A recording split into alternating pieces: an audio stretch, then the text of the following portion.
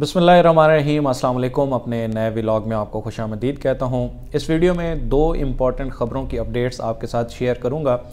सबसे पहले बात करेंगे जावेद चौधरी के बेटे के केस के हवाले से, जो कि 13 नवंबर को उसको जुडिशल रिमांड पर भेजा गया था।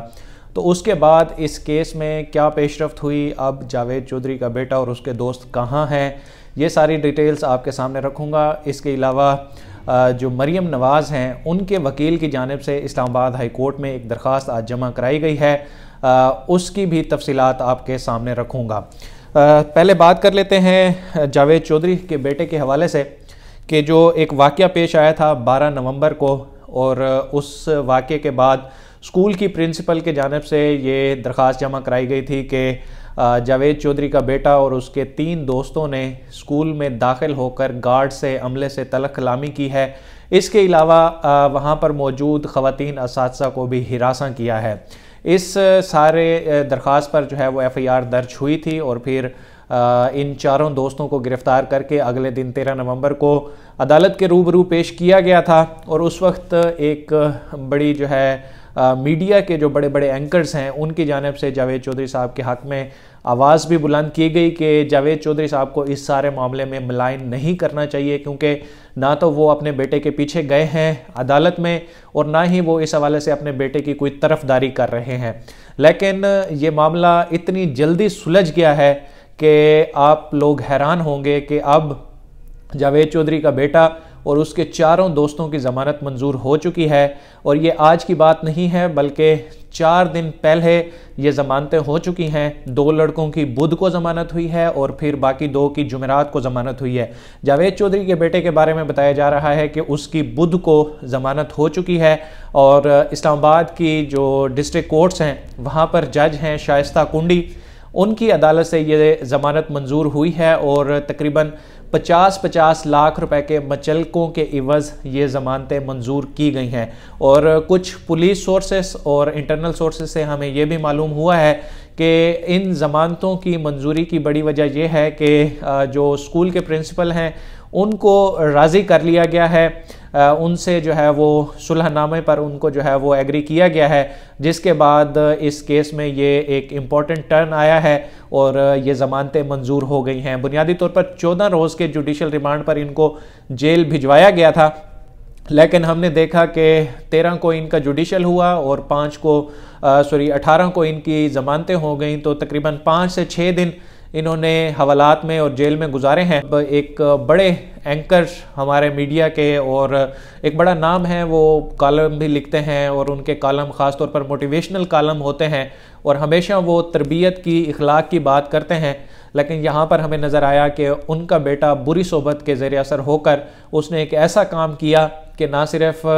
जो है उनकी फैमिली की, बल्कि बतौर मीडिया भी एक ये सवाल उठा कि चूँकि जावेद चौधरी का बेटा था, इसलिए मीडिया ने इस हवाले से कोई ख़बरें नशर नहीं की। अगर यही जो है इमरान खान का जैसे भांजा हसन नियाज़ी, एक वो एडवोकेट हैं, उसके हवाले से 2-3 बार ख़बर आई कि उसने कुछ वकला से, कुछ पुलिस एहलकारों से उसकी तलख कलामी हुई, तो डायरेक्ट उसको जोड़ा गया वज़ीर आज़म इमरान खान के नाम से। और इसकी ख़बरें जो है वो फ्लैश हुई कि वज़ीर आज़म इमरान खान का भांजा हसन नियाज़ी, उसने पुलिस से झगड़ा कर लिया, और फिर उसको थाने भी मुंतकिल किया गया 1-2 बार। तो ये सारी स्टोरी जो है उस वक्त इसको बड़ा हाइप देकर चलाया गया, लेकिन जब बात जावेद चौधरी साहब की आई तो यहाँ पर मीडिया की जानिब से थोड़े ठंडेपन का मुजाहरा किया गया, और उस तरह से इस खबर को मीडिया में जगह नहीं मिली जैसे कि अगर कोई भी पॉलिटिकल शख्सियत होती और उसका कोई रिलेटिव होता और उसकी जानिब से कोई ऐसी हरकत सामने आती, तो उसको जो है किस तरह से उछाला जाता है, वो उसके हवाले से मुझे ज़्यादा एक्सप्लेन करने की ज़रूरत नहीं है, ये चीज़ें आपके सामने हैं। अब हम बात कर लेते हैं जो एक गुज़श्ता रोज़ ऑडियो लीक हुई, फिर उसके बाद दूसरी ऑडियो लीक हुई। एक ऑडियो जो है साबिक चीफ जस्टिस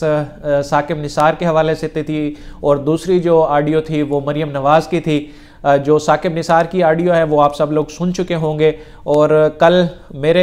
हिस्से में ये ब्रेकिंग आई कि मैंने सबसे पहले जैसे ही ये ख़बर जो है वो फैक्ट फोकस पे सामने आई ऑडियो के बारे में, तो फिर मैंने सबसे पहले रब्ता किया जस्टिस साकिब निसार से और उनको बताया कि ये खबर आई है तो इस पर आपका क्या मौक़िफ़ है। उस वक्त तक उन्होंने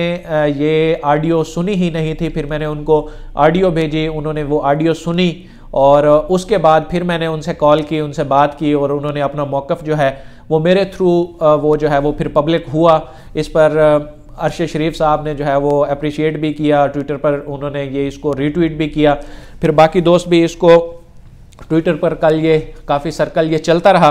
अब इसमें मरीम नवाज़ की भी दूसरी एक वीडियो आई जिसमें वो हिदायत दे रही हैं कि 3 चैनल्स ARY, 92 न्यूज़ और 24 न्यूज़ के इश्तिहारात जो है वो बंद होने चाहिए, इनको इश्तिहारात मज़ीद नहीं देने। अब जो एवनफील्ड रेफरेंस की अपीलें थी उसकी समाअत 2 रुकनी बेंच ने, जिसमें जस्टिस आमिर फ़ारूक और जस्टिस मोहसिन अख्तर कियानी शामिल हैं, इन दोनों की जानिब से, इस बेंच की जानिब से इस एवनफील्ड रेफरेंस की अपीलों को 24 तारीख के लिए समाअत के लिए मुकर्रर किया गया था और इसमें नैब से जवाब तलब किया गया था। कुछ पॉइंट रेस किए थे अदालत ने तो उस पर नैब से जवाब तलब किया गया था और ये जो तारीख मुकर्रर की गई थी उस वक्त दोनों के कंसेंट से की गई थी। मतलब मरीम नवाज़ के वकील की जानिब से भी इस बात पे इतफाक़ किया गया था कि 24 की डेट रख लें और नैब ने भी कहा था कि हम 24 तक जो है वो जवाब जमा करा देंगे। लेकिन आज इस्लामाबाद हाई कोर्ट में मरीम नवाज़ के वकील की जानिब से ये दरख्वास्त दायर की गई है कि वो मसरूफ़ हैं, 24 को वो अदालत में पेश नहीं हो सकते, इसलिए इस केस की समाअत जो है वो किसी और तारीख को रख ली जाए। अब देखना यह है कि इस केस को कैसे जो है वो फिर अदालत इस पर कितना आगे करती है समाअत को, या फिर इस इस्तदा को मुस्तरद किया जाता है। अभी इस पर इस्लामाबाद हाई कोर्ट की जानिब से कोई फ़ैसला जारी नहीं हुआ, लेकिन गुज़श्ता समाअत पर चूँकि उस वक्त तक जो है वो राना शमीम के एफिडेविट का मामला था और मरीम नवाज़ से भी ये सवाल हुआ था कि आप क्या इसको अदालती रिकॉर्ड का हिस्सा बनवाने के लिए प्रोसीडिंग्स इनिशिएट करेंगी, तो उस वक्त उन्होंने कहा था कि मैं इस हवाले से अपनी लीगल टीम से मशवरा कर रही हूं और शायद हम इस हवाले से कोई फ़ैसला कर सकें। तो अब पहले सिर्फ राना शमीम के बयान हल्फी का मामला था, लेकिन अब एक और ऑडियो भी आ चुकी है और उसमें कहा जा रहा है कि जो साकिब निसार साहब के अल्फाज हैं कि मरीम को और नवाज शरीफ को सज़ा देनी है क्योंकि इमरान खान को लाना है। अब ये जितनी भी लीक्स हो रही हैं इसमें एक चीज़ आपको बड़ी वाज़ेह नज़र आएगी कि सारी कोशिश की जा रही है कि किसी तरह से मरीम नवाज़ की जो सज़ा है वो ख़त्म हो जाए और उनकी जो नाअहली है जो कि अदालत में कन्विक्शन के बाद हुई है वो ख़त्म हो जाए, ताकि जो नेक्स्ट जनरल इलेक्शन है 2023 के या उससे पहले, अगर क्योंकि पाकिस्तान में कोई पता नहीं चलता कि किसी भी टाइम कोई सिचुएशन क्रिएट हो जाती है कि नेक्स्ट जब भी कोई जनरल इलेक्शन हो तो उसमें मरीम नवाज़ जो है हिस्सा ले सकें। तो ये सारी गेम आपको